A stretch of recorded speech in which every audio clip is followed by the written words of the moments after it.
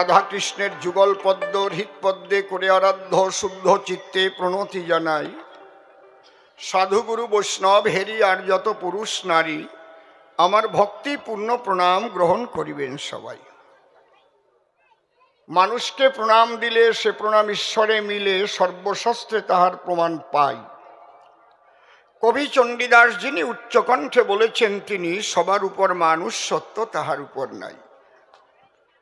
স্বামী বিবেকানন্দ একই কথাই দিয়েছেন আনন্দ, উচ্চকণ্ঠে ঘোষণা করেছেন বিশ্ব চরাচর। বহুরূপে সম্মুখে তোমার, ছাড়ি কোথা খুঁজিছ ঈশ্বর। জীবে প্রেম করে যেই জন, সেই জন সেবিছে ঈশ্বর। ঠাকুর ভবা পাগলাসী বাজাইলেন মিলনবাসী, বললেন সবার পাশাপাশি, হ্যাঁ গো আমি মানুষ ভালোবাসি, আমি মানুষ ভালোবাসি। কোনো তীর্থের নাই প্রয়োজন গয়া গঙ্গা কাশী, আমি মানুষ ভালোবাসি। সেই মানুষের চরণ লক্ষ্য করে প্রণাম করি বারে বারে। মানুষে যদি কৃপা করে, কৃপা করবেন আমার কৃষ্ণ কাল শশী। বন্দনার ভাব করে শেষ বক্তব্য করিব পেশ, সবিশেষ সবার মধ্যে জানাই নিবেদন। অদ্যকার্যে কবিগান বহু পুরানো অনুষ্ঠান, আমিও ইতিপূর্বে সভাস্থান অনেকবারই দিয়েছি দর্শন। এবার আবার কর্তৃপক্ষের প্রাণের টানে যোগ দিয়েছি কবিগানে। নিশিবাবু এবং অসীম সরকার এই দুইজন। আমার বিপক্ষে দাদা নিশিকান্ত, মানুষটা কিন্তু খুবই শান্ত, ভদ্র উচিত ব্যবহার নিয়ে চলেন সর্বক্ষণ। তিনি পিওর সায়েন্সে বিএসসি পাশ করে কিছুদিন টিচারিও করে। পরে প্রয়াত শ্রদ্ধেয় নিত্যানন্দ সরকারের ধারে কবিগান পেয়েছেন প্রশিক্ষণ। ওনার ভীষণ বাংলাদেশে নাম ছিল, যদিও দেশ ছাড়া হয়ে এলো। কণ্ঠটা একটু বসে গেছে ভাই, তথাপিও এত সুন্দর আলোচনা করে, আমি প্রণাম দেই সর্বাগ্রে তারে। আমি দাদার আশীর্বাদ চাই। এখনো দাদা ভাই নারদার কৃষ্ণ হই নাই, কিন্তু এটা খেয়াল রাখবেন। এইবার তাকে করে সম্মান দান, গাইবার তরে কবিগান। তিনি যেমন স্বনাম করিয়া বর্জন, নাম ধরেছে নারদ মুনি, আমাকে করেছে কৃষ্ণ চিন্তামণি। এইবার কাল্পনিক নামে হবে কবির আন্দোলন। আমার চুপ করে থাকেন সবে, আমাদের দিকে লক্ষ্য রাখতে হবে। জায়গা অনুপাতে শ্রোতার সংখ্যা বেশি দেখতে পাই। শ্রোতার সংখ্যা হলে বেশি হয়ে যায় একটু ঠাসাঠাসি, এই জন্যে একটু অধিক ভালোবাসাবাসি চাই। তবে আপনারা একটু তো এগিয়ে গিয়ে বসতে পারেন, যদি আন্তরিকভাবে একটু সামনের দিকে নড়েন। জায়গায় বসে বসলে কিন্তু হবে না। সেই ছোটকালের বই পড়ার মতো, মা কয় বই পড়, মা রে শুনোইয়ে বড় বড় করে পড়তাম, এই যে আমি পড়তে। আসো আর একটু এগোয় আসো, আর তোমরা কয়েকজন ঢুকিয়ে বসো বসো বসো।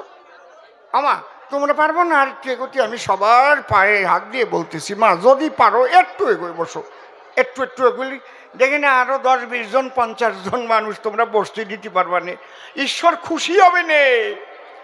দাও একটু এগোয় আসো। সকলের তরে সকলে আমরা, প্রত্যেকে মোরা পরের তরে। একটু এগোয় এগোয় বসো না আসরে। আমি নিবেদন করি করো জোরে, কথা কয়ে না, এগোতে হলি কথা কয়া লাগে না। এগোচ্ছে আর কথা করছে, এগো। হ্যাঁ, তুমি আবার উঠিয়ে দাঁড়ালি এখান ফসাদ করিয়ে, বসো। হ্যাঁ বসো, যেটুক পারো একটু সামনের দিকে সরো। আর বলবো না। এইবার নীরবতা রক্ষা করো তোমরা সর্বজন। এইবার তারই কল্পনা মতে আমাকে হবে কৃষ্ণ নারায়ণ হতে, জোর হাতে বন্দনা করি নারায়ণের রাতুল চরণ। হে কৃষ্ণ নারায়ণ, তুমি ন্যায় পরায়ণ, আজ তোমার ভূমিকায় দাঁড়াবো কবিগান গাহিবার কারণ। তুমি প্রভু কৃপা করে বসে আমার হৃদ মন্দিরে, এই অধমের অধরে নিজে কৃষ্ণ কথা কলো আলাপন। আমি তার উপরে দিলাম ভার, তারে করলাম কর্ণধার, কাব্য সিন্ধু হব পার, অন্তরের একান্ত আকিঞ্চন। এইবার অসীম নামটি পরিহরি, নারায়ণ কৃষ্ণ নামটি ধরি। আপনারা নরনারী সেইভাবে আমাকে করবেন দর্শন। বিপক্ষে আমার নারদ মুনি অনেকগুলো প্রশ্ন শুনি। আমার ওই মা মণি করেছেন গণন। ডাক দিয়ে বলে, মোরে প্রশ্ন 7খানা করছে আপনারে, এইবার প্রত্যেকটা ধরে ধরে আমি করব নিষ্কাশন। প্রথম প্রশ্ন করেছে, দান তুমি কৃষ্ণ ভগবান, যজ্ঞেশ্বর সর্বজনে কয়, এই বিশ্বের নারী নরে তোমার হোম ব্রতাদি যজ্ঞ করে, তাহলে তুমি কাকে পাবার তরে প্রভাসের তীরে যজ্ঞের আয়োজন করেছ বল রসময়। প্রথম বলি আপনাদের ঠাই, আমি কিন্তু বৃন্দাবনের কৃষ্ণ নহে সেই প্রাণ কানাই, আমি হচ্ছি ঐশ্বর্যের কর্তা নারায়ণ। এইটা আগে বোঝার প্রয়োজন। ঐশ্বর্যের কর্তা যিনি নারায়ণ হলেন তিনি, আর বৃন্দাবনের কর্তা যিনি বাঁশির কিশোর মদন মোহন। বুঝতে পারছেন কি বলছি? দেখবেন আপনারা ভাগবত পড়ে লেখা আছে তার ভিতরে কি, স্বয়ংয়ের কার্য নয় ভূভারহরণ, কৃষ্ণ দেহে বিষ্ণু করে অসুর সংহারণ। স্বয়ংয়ের অবতার হয় যেই কালে, অন্যান্য অবতার তাহে এসে মিলে। এই জায়গাটাকে বুঝতে হবে বিজ্ঞ দলে। তাহলে আমি সেই নারায়ণ, আমাকে কৃষ্ণ বলে। বিষ্ণু শক্তি নারায়ণ, কৃষ্ণ বিষ্ণুর মধ্যে পার্থক্য কি সেইটা আগে একটু বলে রাখি। দেখবেন যিনি বিষ্ণু শক্তি নারায়ণ, তার পাশে লক্ষ্মী থাকে সর্বক্ষণ, থাকে না? নাকি পাশে থাকে লক্ষ্মী আর পায়ের কাছে থাকে গরুর পক্ষী। আর শঙ্খ চক্র গদা পদ্মধারী হলেন নারায়ণ, ঠিক তো? আর কৃষ্ণ রূপ দেখেছি আমরা, দেখেন ওই যে কি ধরা, শঙ্খ চক্র গদাপদ্ম আছে, কি আছে? বাঁশি, আর অধরে তার মধুময় হাসি, আর বাম ভাগে রাই রূপসী। বুঝাতে পারলাম কৃষ্ণ বিষ্ণুর পার্থক্য না? এর চাইতে আমি পারবো না, একেবারে চোখে আঙুল দিয়ে দেখাই দিছি আমি। এর চেয়ে যদি কয় আরো ভালো করে বুঝো, বোঝো তো বোঝো, না বোঝো মুখ বোঝো, এর চেয়ে ভালো আমি পারবো না। গল্পটা কয়ে নেব নাকি? অর্ডার আছে, খালি গল্প করতে কয়, এর চাইতে আমি ভালো পারবো না। একটা ছোট্ট করে কইয়ে নেই। একজনের বাড়ি হচ্ছে টাউনে, বিয়ে করিছে ডাউনে। ডাউন মানে পাড়াগা। তাই যে গ্রামে বিয়ে করিছে ওই গ্রামে ওর শ্বশুর বংশ ভরা আছে। নিজের শ্বশুর, কাকা শ্বশুর, জ্যাঠা শ্বশুর, মেসিও শ্বশুর, পিসিয়ে শ্বশুর, শ্বশুরই শ্বশুর ভরা। নূতন নূতন বিয়ে করে গেছে যখন জ্যৈষ্ঠ মাসে শ্বশুরের ঘরে। এই সব শ্বশুরের বাড়ি যখন রান্না হয়, আমার কাছে বলুন দেখি, নিমন্ত্রণ করলে না খেয়ে পারা যায় নাকি? আরো টাউনের থেকে গেছে পাড়া গায়ে। মাংস কি, কোনো বাড়ি খাসির মাংস, কোনো বাড়ি কচ্ছপের মাংস, কোনো বাড়ি পাখির মাংস, কোনো বাড়ি মুরগির মাংস, বুঝেছেন? সব বাড়ি করিছে ধ্বংস, সব কিছুই খাইছে। একটা জিনিস যদি না খাতো বেকায়দা হতো না। কালার ডাল দেখাই এই সর্বনাশ করিছে। ওই কালার ডাল পেটের মধ্যে যাইয়া সব কয়টা এনেছে আলঠাইয়া, একবারে ক্যালকালাইয়া ক্যালকালাইয়া পিছনের দিক নামার চেষ্টা করিছে। ও তো বাড়ি যাবার জন্য মিনি বাসে উঠিছে। তাহলে মিনি বাসে উঠলো যখন, বসে শোনেন সুধীজন, আরো অফিস টাইম ছিল। ড্রাইভার যখন ব্রেক কষা আরম্ভ করলো, আর পেটে চাপ লাগতে লাগলো। যেই চাপ লাগিছে, ভিতরে তো বাতাস ভরিয়ে আছে, বুঝলেন না? বদজম, ওরে কি দুর্গন্ধ রে! এক ভদ্রলোক ডাক দিয়ে কয়, রে দাদা, কে কাজটা করতেছেন? ভালো হচ্ছে না কিন্তু, প্রচন্ড গন্ধ। ও চিন্তা করতেছে, যখন ভালো হচ্ছে না তাহলে আমি একটু চাপিয়ে ধরি আর একটু ভালো করিয়ে দেই। চাপিয়ে ধরিছে। আবার যখন ব্রেক কষেছে, চাপিয়ে ধরলে হবে কি? তো অবলা যায়, একটু ফাঁকা পালি বের হয়ে যাবে কি? যেই চাপিয়ে ধরিছে, এইবার একটু শব্দের পরিবর্তন ঘটেছে, আগের মতো ওরকম না।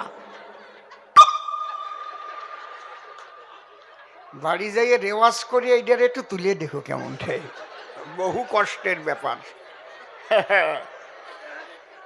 শব্দের পরিবর্তন হয়েছে বটে, কিন্তু বহু রকমের খাদ্য গিয়ে ওর পেটে।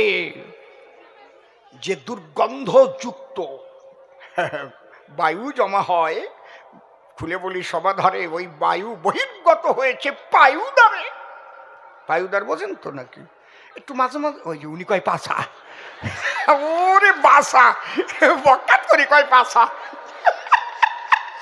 ভালো রে মা, একটা সেবা দিলাম। বায়ুদ্বারে যখন হয়েছে দুর্গন্ধযুক্ত বায়ু নিঃসরণ, শোনেন ভালো বাংলায় আমিও করতে পারি, সবাই তো ঠিক পাবে না। হ্যাঁ, যখন নিম্নদ্বারে ওই দুর্গন্ধযুক্ত বায়ু যখন বের হয়ে গেল, আর একটু সরু শব্দ ছিল, নাকের মধ্যে একেবারে ত্রিশূলের মতো ঢুকে গেল। ভদ্রলোক বলছে, দাদা ভালো হচ্ছে না, কিন্তু টেকা যাচ্ছে না। ও ভাবতেছে তাহলে আর একটু ভালো করে দেই, আবার চাপিয়ে ধরিছে। আবার যখন ব্রেক কষিছে, ওতে আরো নাকের তালিও পোড়া গন্ধ।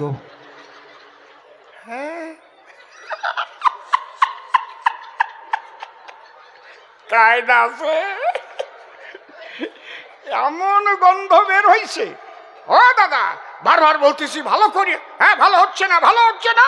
ও তখন কয়, ও দাদা আমি 3 বার চেষ্টা করেছি, চাপতে চাপতে চাপবো কোন জায়গায়, এর চাইতে ভালো আমি আর পারবো না। যদি এর চাইতে ভালো পারতে হয় তুমি পাঠিয়ে নাও, গিয়ে নাও। সেই জন্য মনে করি, ভাবো না নারায়ণ বিষ্ণু আর কৃষ্ণের পার্থক্য, এর চাইতে আমি ভালো আর বুঝাতে পারবো না।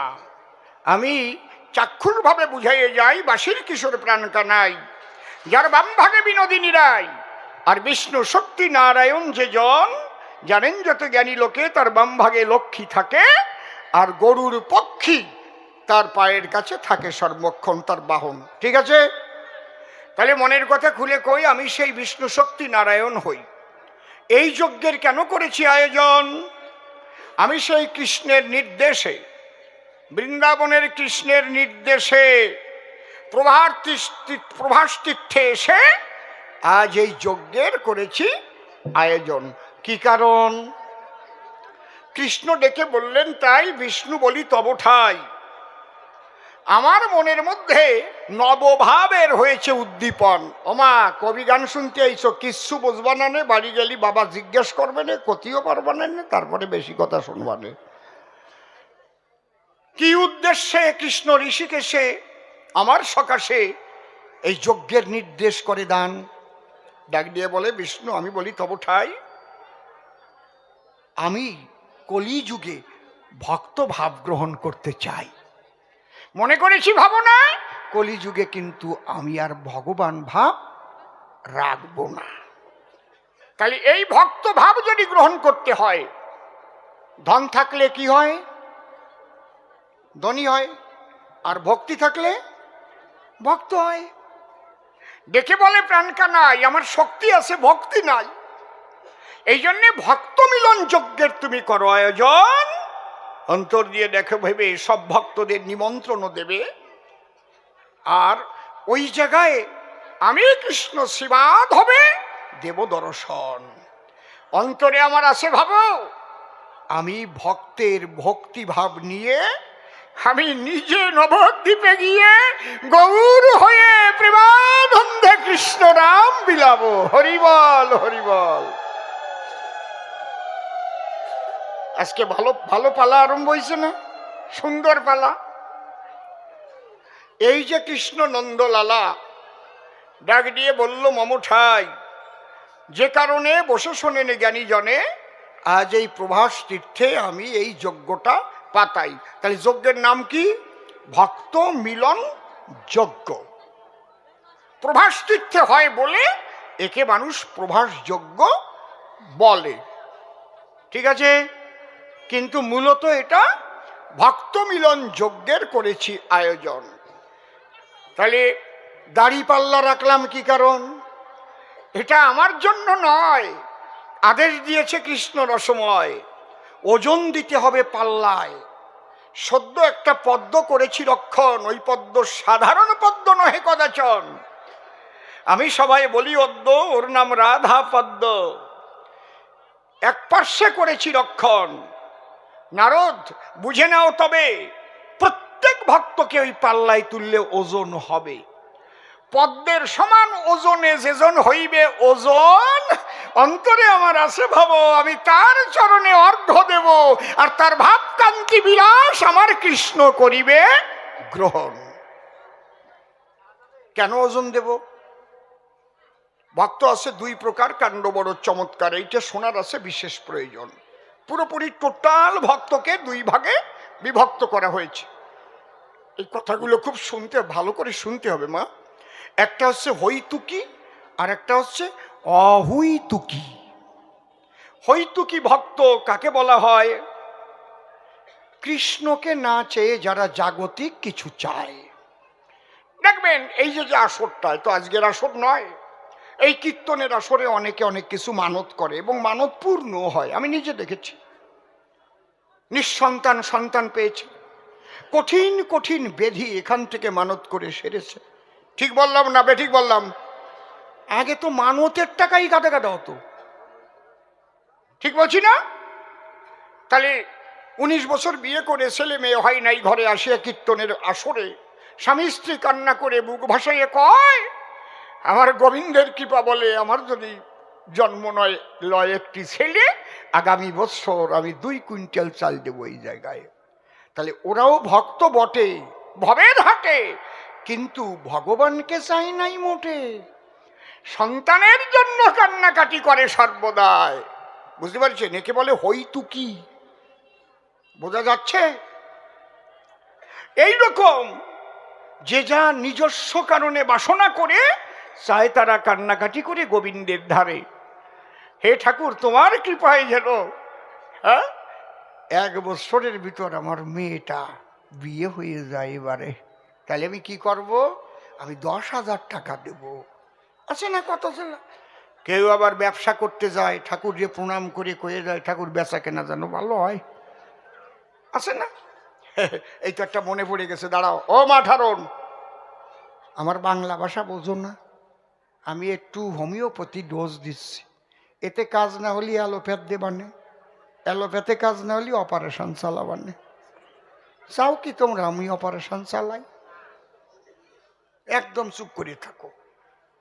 কি বলতে গেলাম?